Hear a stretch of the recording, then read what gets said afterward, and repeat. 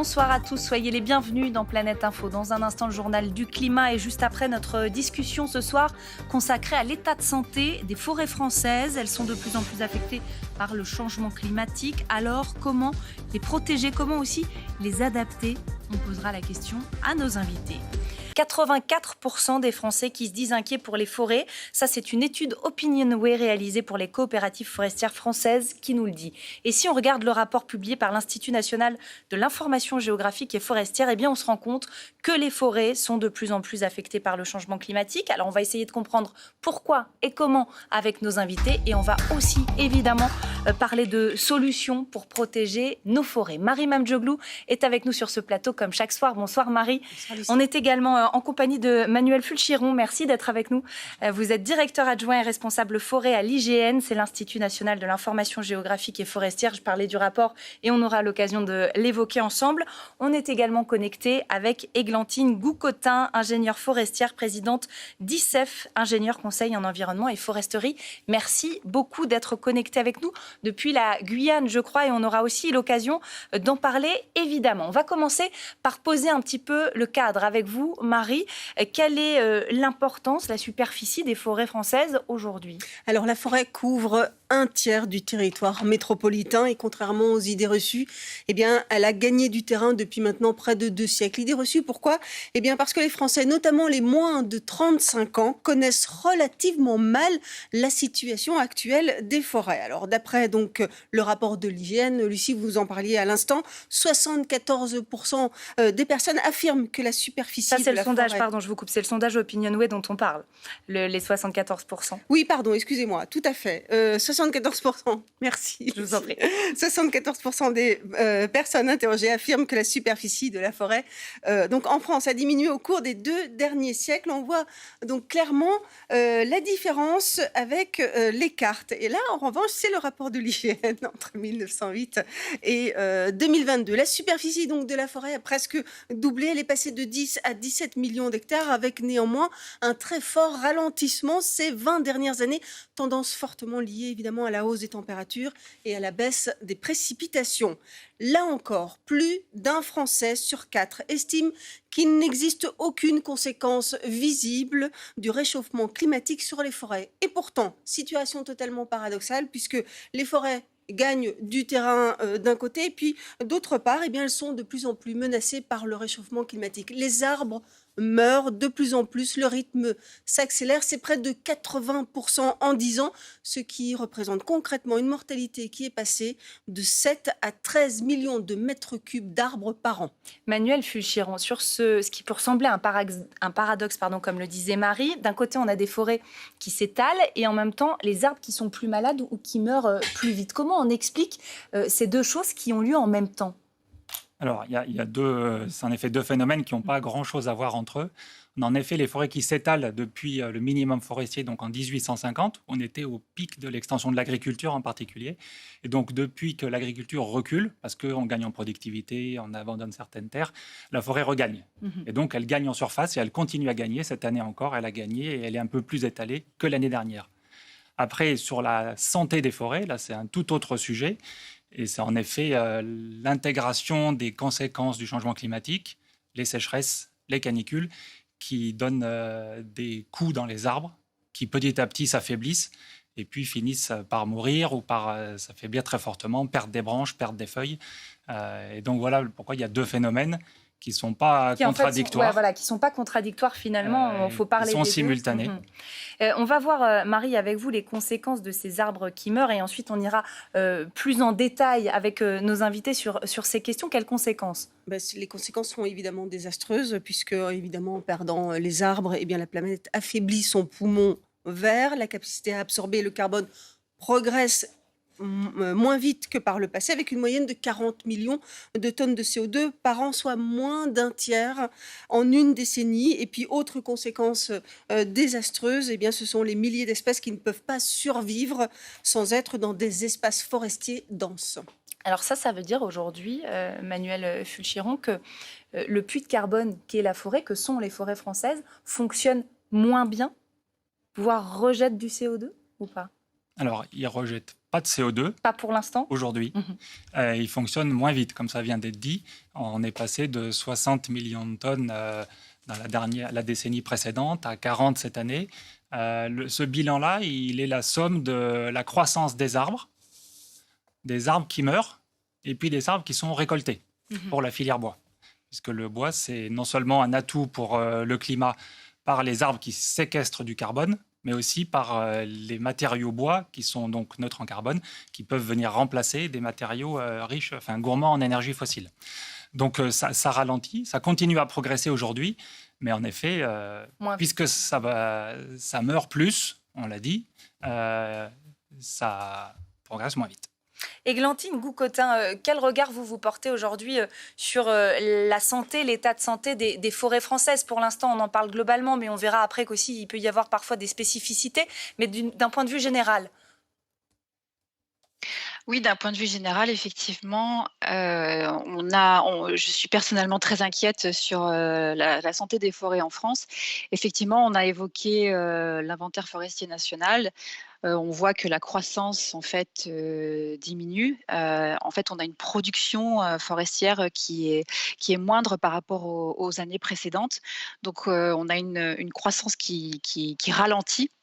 Donc une production forestière qui est moindre que les années précédentes. Et en fait, on constate aussi dans ces mêmes rapports, et merci pour le travail que vous faites d'ailleurs, l'inventaire forestier national, je l'utilise tout le temps et on en a vraiment besoin. On voit aussi que les prélèvements en plus sont plus intenses que dans les années précédentes, alors qu'on a une croissance forestière qui ralentit, due effectivement au phénomène de sécheresse. Et en fait, on a un double effet par rapport à la sécheresse.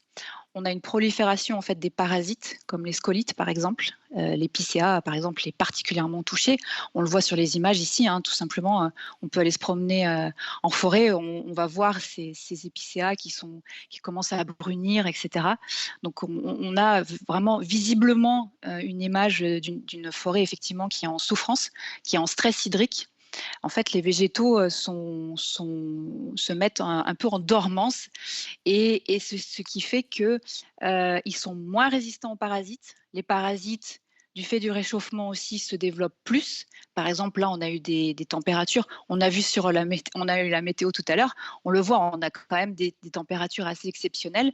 Donc, les parasites continuent de pondre en ce moment, alors que en temps normal, le froid devrait les ralentir. Donc, c'est vrai qu'il y a ce double effet sécheresse parasite qui met à mal la forêt. Je me permets de vous couper parce qu'on va voir en image ce dont vous parlez justement, et notamment particulièrement sur le cas des scolites qui creusent des galeries dans le bois, vous nous le disiez, et qui fragilisent les arbres, certains arbres qui doivent au final donc être abattus. On est allé faire un reportage, c'était en juin dernier, dans la forêt du Semnoz en Haute-Savoie. On va regarder ce reportage de Marion Feutry pour que nos téléspectateurs voient aussi en image comment ça se passe, et ensuite on en parlera ensemble sur ce plateau. On l'appelle le poumon vert d'Annecy, le massif du Semnoz, le terrain de jeu des habitants. Mais depuis quelque temps, la carte postale est en train de changer, car les arbres sont malades, attaqués par le scolite, un parasite de quelques millimètres. Donc la galerie, on a une galerie principale où le mâle va s'accoupler avec deux femelles qui vont partir de part et d'autre et qui va pondre, et les petites larves de scolite vont se développer là dans ces galeries latérales. Toutes ces galeries latérales, elles vont couper en fait la circulation de la sève qui se fait dans ce sens-là. Multipliée par le nombre de galeries, eh bien la sève elle n'arrivera plus à circuler et les arbres vont sécher très rapidement. Pour extraire les arbres malades, les coupes ont commencé. 70 hectares de forêt sont touchés, essentiellement des épicéas.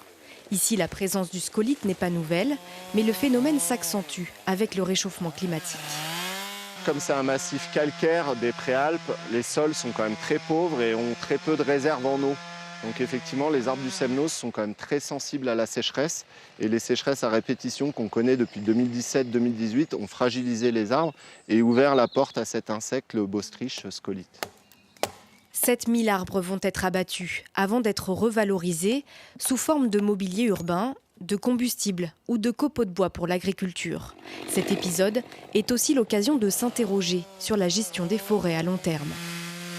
Dans ces abattages, il y a un gros effort qui a été fait au niveau technique, surtout pour être en mesure de laisser des arbres sur pied, parce qu'un arbre mort et sec, ça a beaucoup de valeur au niveau de la biodiversité aussi.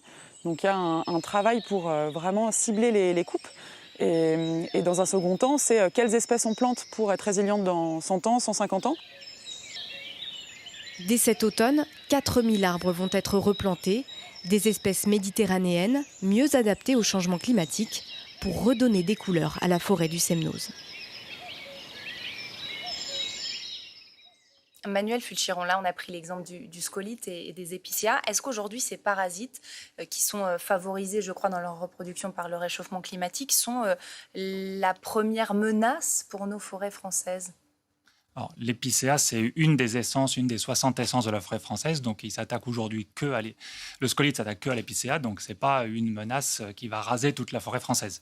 Après, il y a d'autres parasites, d'autres maladies qui ont toujours été là dans la forêt française, mais qui peuvent être favorisés parce que les arbres sont affaiblis à cause voilà, on l'a dit, des sécheresses, des canicules. Donc, on a d'autres arbres qui sont un peu sur le podium des arbres morts que l'on mesure chaque année dans l'inventaire. Il y a par exemple le châtaignier, qui est victime d'une bactérie et d'un champignon qui font qu'il y a c'est une des premières essences mortes qu'on trouve en forêt. Il y a aussi le frêne, qui est attaqué par une maladie. Donc voilà, il y a diverses maladies qui font qu'au final, on a en effet une mortalité en forêt qui reste faible, mais qui, par rapport à la décennie précédente, augmente de 80% pour arriver à... Ces maladies-là, pour l'instant, on n'est pas capable de lutter contre. On ne peut pas les prévenir, les scolites, par exemple, les champignons dont vous nous parlez, la bactérie. Alors, on peut les prévenir. Non, on ne peut pas les prévenir comme on pourrait les prévenir dans un jardin ou en traitant. On parle de 17 millions d'hectares, on l'a dit, c'est un tiers de la France. Et puis, il est hors de question de mettre des produits en forêt. D'ailleurs, c'est interdit pour beaucoup de produits. Mais sans produits, en fait, ce que je veux dire, voilà, c'est que c'est la nature, en fait, et le réchauffement climatique qui affaiblit les arbres, vous nous le disiez, et qui favorise ça. Mais donc, contre ça, on ne peut rien faire de naturel. Alors, ce que font certains gestionnaires, l'hygiène n'est pas gestionnaire, mais on lit la presse. Mais vous connaissez le fonctionnement de l'ONF qui viennent de prendre la parole dans le reportage. C'est de diversifier les essences pour réduire les chances des parasites de trouver des écosystèmes hyper favorables où ils seraient dans un seul arbre qui est leur proie favorite, quoi. Donc, on fait des mélanges. Donc, ces mélanges-là, c'est les fameuses forêts mosaïques, je crois, qu'on appelle ça comme ça notamment. On en verra un extrait tout à l'heure. Avant cela, Églantine Goucotin, est-ce que, puisque vous nous parliez, on a bien compris qu'il y avait plusieurs causes à la santé un peu déclinante des forêts, vous nous parliez tout à l'heure des prélèvements. Qu'est-ce qu'on entend par prélèvement dans les forêts ? C'est le bois que nous, on prélève, je ne sais pas moi, pour nos meubles, pour se chauffer, par exemple, c'est quoi ? Oui, tout à fait. En fait, là précisément, je suis assise sur une chaise en bois et je travaille sur une table en bois. Donc, effectivement, il y a des prélèvements en forêt pour les produits, les différents usages. Ça va de la simple chaise, comme je disais tout à l'heure, au papier et au bois de chauffe également. Oui. Et ça, c'est quelque chose, d'après vous, qu'on devrait réduire, voire réduire drastiquement vu l'état de santé de nos forêts, ou finalement, on ne peut pas s'en passer ? Alors, je prends l'exemple souvent de la table, parce que je trouve que c'est un exemple assez parlant. Il est toujours préférable d'avoir une table en bois d'un point de vue écologique qu'une table en plastique, par exemple.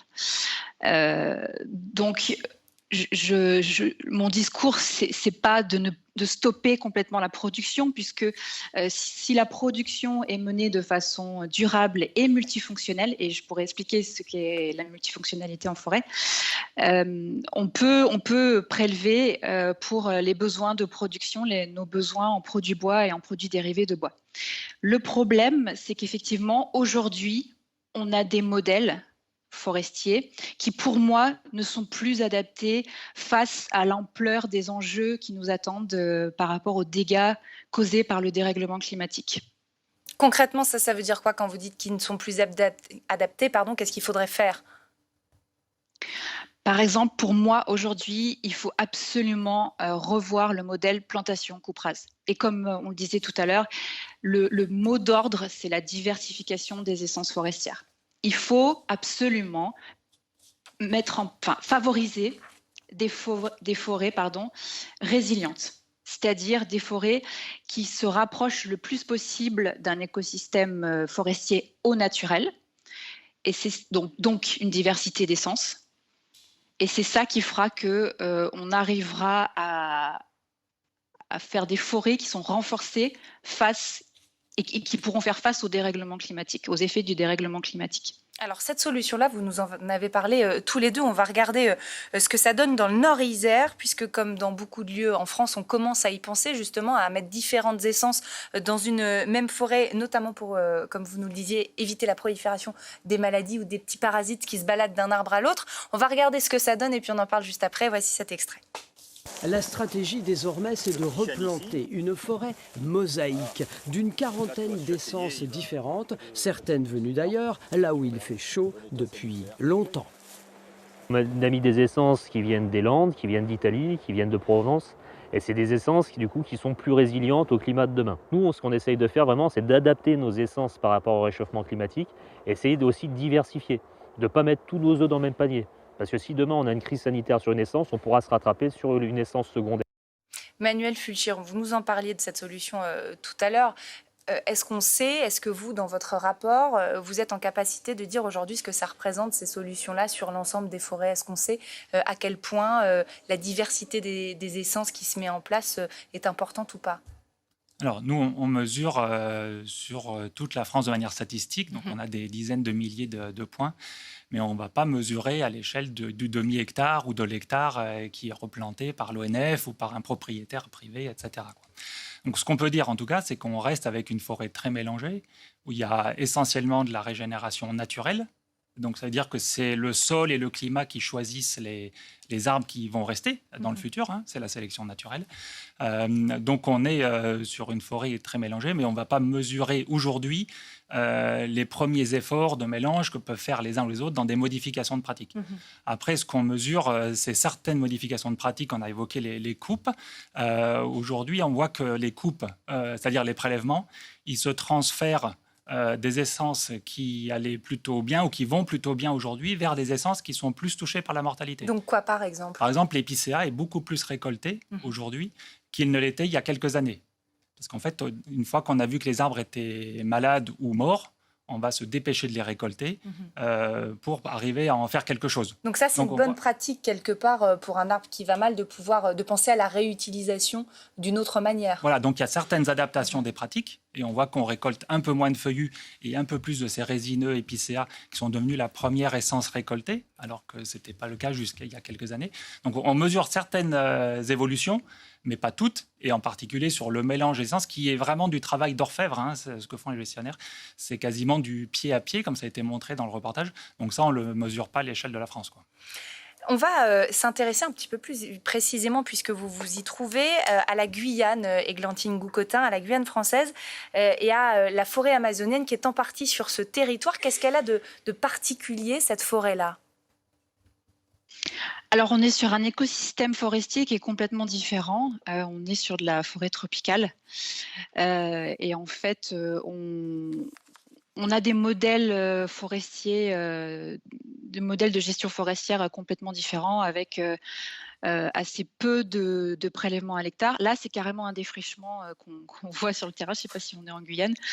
Mais il y a d'autres problématiques en fait sur les forêts tropicales, sur les forêts tropicales par rapport aux forêts métropolitaines. En forêt tropicale, on a un modèle de gestion forestière qui est basé sur de l'exploitation à faible impact.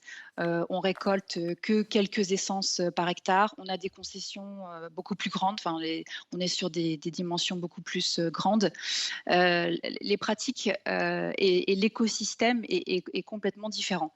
Par contre, ce que l'on voit peut-être plus en Amazonie, sur des territoires au niveau du Brésil, par exemple, c'est des gros enjeux de déforestation, c'est-à-dire que on change complètement d'affectation du sol.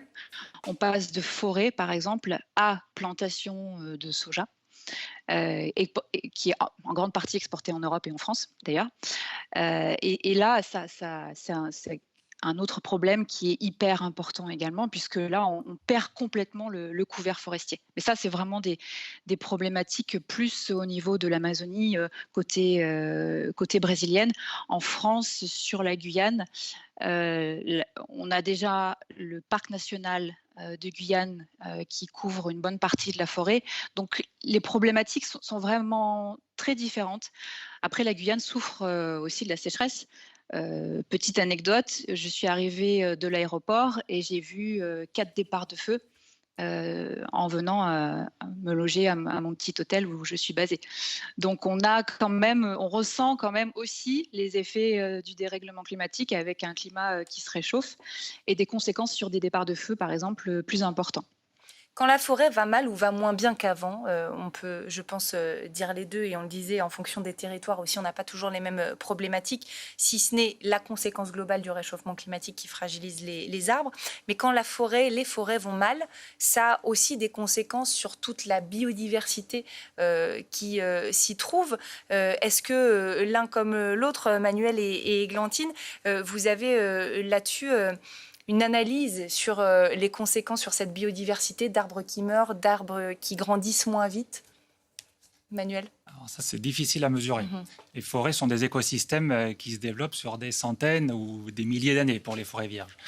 Donc, c'est mesurer les changements de cette biodiversité, c'est très délicat. Alors, il y a une chose qu'on arrive à mesurer facilement, c'est quand il y a des espèces entre guillemets, qu'on appelle invasive, c'est-à-dire une espèce qui n'avait rien à faire là, qui arrivait ou par bateau, oui, ou s'est échappée d'un jardin.